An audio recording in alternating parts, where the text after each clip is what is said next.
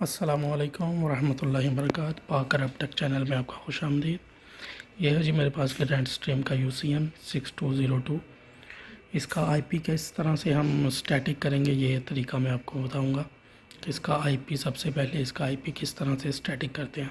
तो चलते हैं हम अपने कंप्यूटर स्क्रीन की तरफ।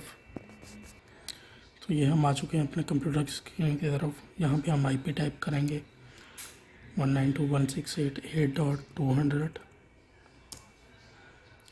तो कुछ इस तरह से आपके सामने ये वेबसाइट ओपन हो जाएगी। यहाँ पे हमें टाइप करना होगा पासवर्ड,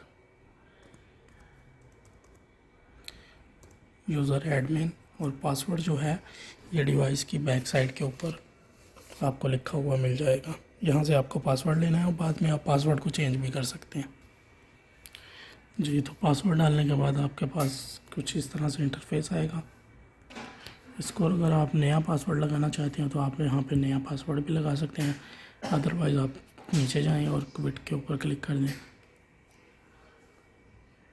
ओके कर दें। तो ये जी हमारा UCM का इंटरफेस कुछ इस तरह से आ चुका है जी। तो उसके बाद हमें जाना होगा सबसे नीचे, ये देखिए सिस्टम सेटिंग के ऑप्शन में